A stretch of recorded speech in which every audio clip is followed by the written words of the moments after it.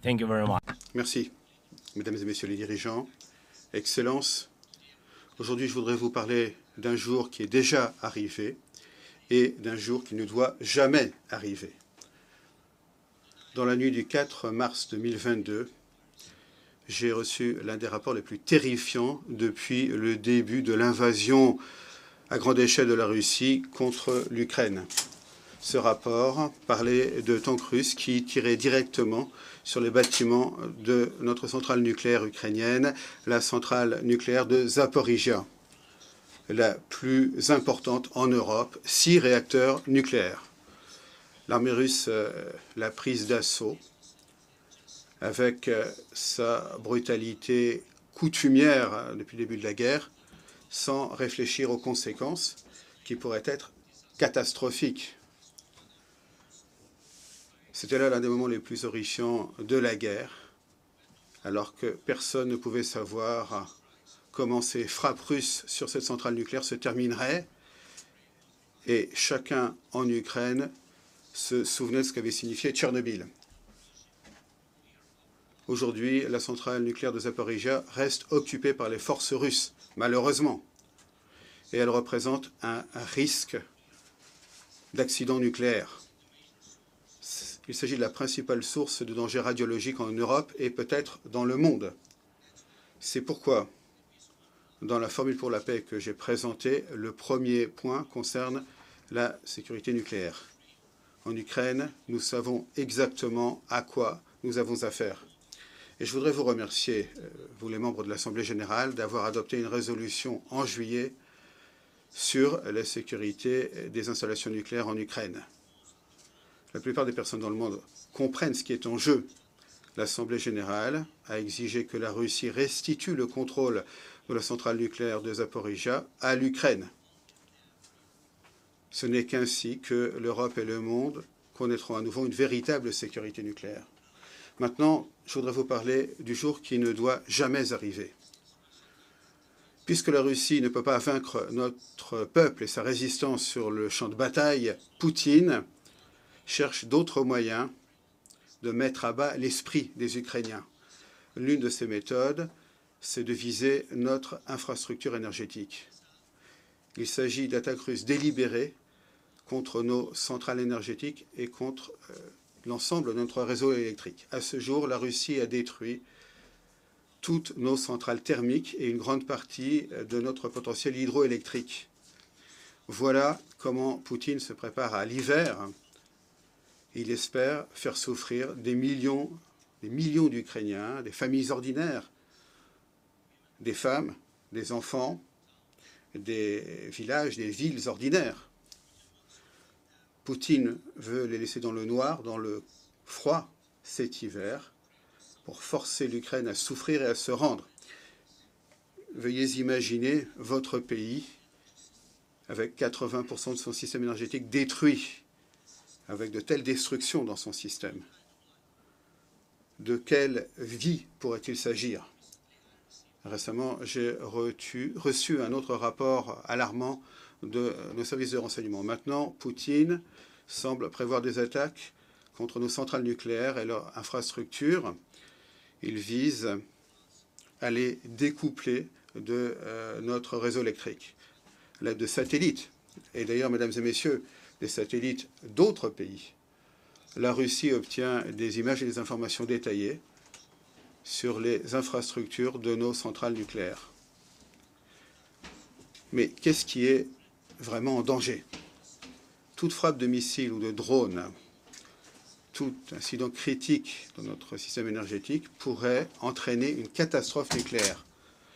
Un tel jour ne doit jamais arriver. Moscou doit le comprendre. Et cela dépend en partie de votre détermination à faire pression sur l'agresseur. Il s'agit de centrales nucléaires. Leur sécurité doit être garantie. Mesdames et messieurs, il y a 2 ans, à l'automne de 2022, j'avais proposé une stratégie globale visant à mettre un terme à la guerre et à garantir la sécurité. J'avais présenté une formule pour la paix, une plateforme politique inclusive de dirigeants mondiaux, le sommet du G20 en Indonésie, qui représentaient des milliards de citoyens de toutes les régions du monde. Il est important pour nous que toutes ces personnes nous comprennent que l'Ukraine veut mettre un terme à cette guerre plus que quiconque dans le monde.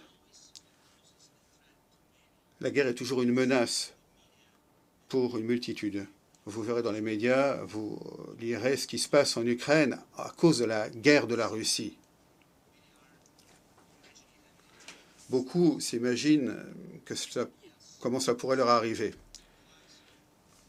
Et oui, la fumée des incendies dans les villes détruites par les guerres peut atteindre d'autres pays. Et si, ce qu'à Dieu ne plaise, la Russie provoque une catastrophe nucléaire dans une de nos centrales nucléaires, les radiations ignoreront les frontières des États et malheureusement, de nombreux pays pourraient en ressentir les effets dévastateurs. De nombreuses personnes sont préoccupées, mais c'est toujours dans les maisons détruites que l'on comprend le mieux ce que signifie la guerre. Si le peuple ukrainien, c'est le peuple ukrainien qui ressent toute la douleur de la guerre, ce sont les enfants ukrainiens qui apprennent à reconnaître les sons de différents types de munitions, de drones à cause de la guerre de la Russie. C'est notre peuple qui est séparé de force par l'occupation parce que Poutine a décidé qu'il pouvait faire ce qu'il voulait.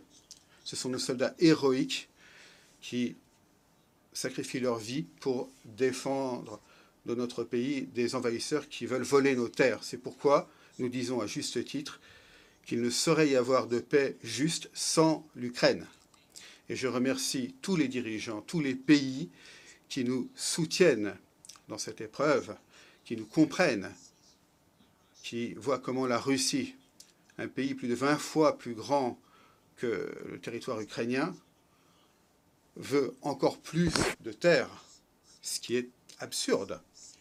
Et il les saisit chaque jour tout en voulant détruire son voisin. Et là, la Russie s'est trouvée des amis très spéciaux, la Corée du Nord et l'Iran. Un choix d'amis qui en dit très long. Et maintenant, chaque voisin de la Russie, en Europe et en Asie centrale, pense qu'il pourrait être atteint par la guerre également. Imaginez toutes les destructions que ça signifierait pour le monde. Je remercie près de 100 pays et organisations internationales qui ont appuyé la formule pour la paix. C'est véritablement une communauté mondiale, l'Afrique, l'Asie, l'Europe, l'Amérique latine, l'Amérique du Nord, la région Pacifique, tous unis par cette formule pour la paix. Et je me réjouis que le premier sommet pour la paix ressemblait tant à l'Assemblée générale des Nations unies. Chacun était sur un pied d'égalité. Tous les pays qui ont participé au sommet de la paix, grands comme petits, il n'y avait pas de veto. Personne ne pouvait bloquer les décisions. Les pays indépendants depuis une éternité, ceux qui n'ont acquis leur indépendance que récemment, ceux qui ont connu des guerres eux-mêmes et ceux qui sont habitués à la paix. Tous étaient sur un pied d'égalité. Voilà ce que déteste le plus la Russie, ce qu'elle ne peut pas contrôler. C'est pourquoi la Russie dit que cette formule pour la paix ne lui convient pas.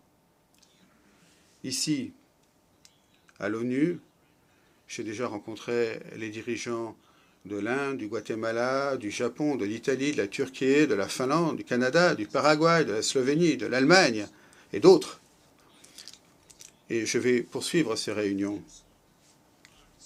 Il s'agit de régions du monde totalement différentes. Il y a des systèmes politiques très différents. Mais elles sont unies par la même idée. Nous avons besoin de paix. Ça doit être une paix réelle et juste. Malheureusement, à l'ONU, il est impossible de régler de manière véritable et équitable les questions de guerre et de paix parce que trop de choses dépendent au Conseil de sécurité du veto.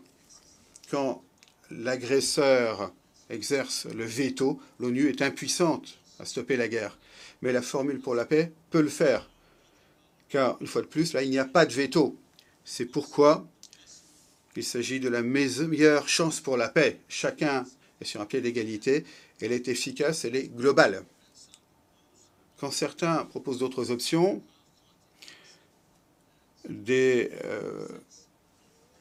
plans pour un règlement peu convaincant, ce qu'on appelle un jeu de principe, ces initiatives non seulement ignorent les intérêts et les souffrances des Ukrainiens qui souffrent le plus de la guerre, non seulement ignorent les réalités, mais donnent également à politique l'espace politique nécessaire pour poursuivre la guerre et pour faire pression sur le monde, pour soumettre davantage de pays à son contrôle.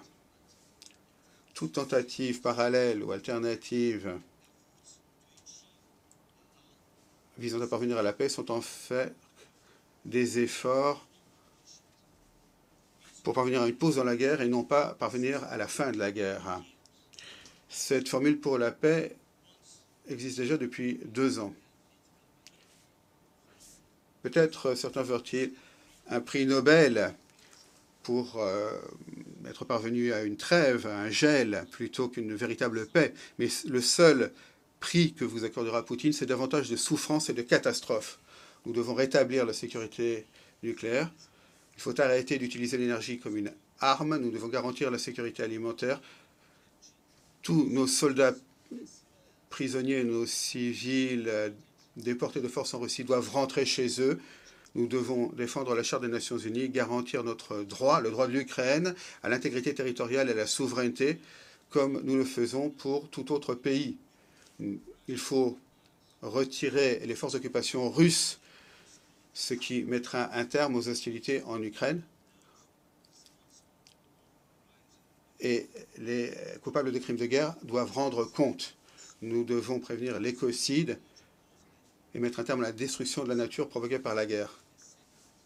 Et il ne faut pas permettre une deuxième ou une troisième phase de cette invasion russe. Il faut que ce soit clair que la guerre doit se terminer. Telle est la formule pour la paix. Quelle partie de cette formule pourrait être inacceptable pour quiconque respecte la Charte des Nations Unies? Si quelqu'un de par le monde recherche d'autres options par rapport à ces points ou cherche à ignorer l'un de ces points, cela signifie sans doute qu'eux-mêmes veulent faire une partie du travail de Poutine.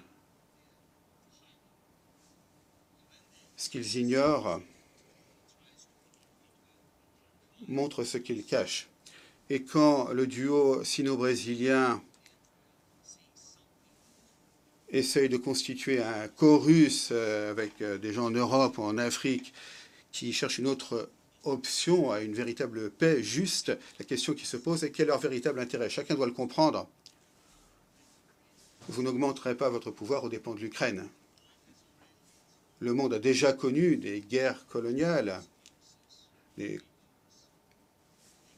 complots des grandes puissances aux dépens de ceux qui sont plus petits. Chaque pays, y compris la Chine, le Brésil, les pays européens, les pays africains, Moyen-Orient, tous comprennent pourquoi cela doit rester confiné au passé. Les Ukrainiens n'accepteront jamais, jamais que quiconque dans le monde puisse penser qu'un tel passé colonial si brutal, qui ne convient à personne aujourd'hui, puisse être imposé à l'Ukraine, maintenant, plutôt qu'une vie normale et pacifique. Je veux la paix pour mon peuple, une vraie paix, une paix juste. Et je vous demande votre soutien. Je le demande à tous les pays du monde. Nous ne divisons pas le monde. Je vous demande la même chose. Ne divisez pas le monde. Soyez des nations unies.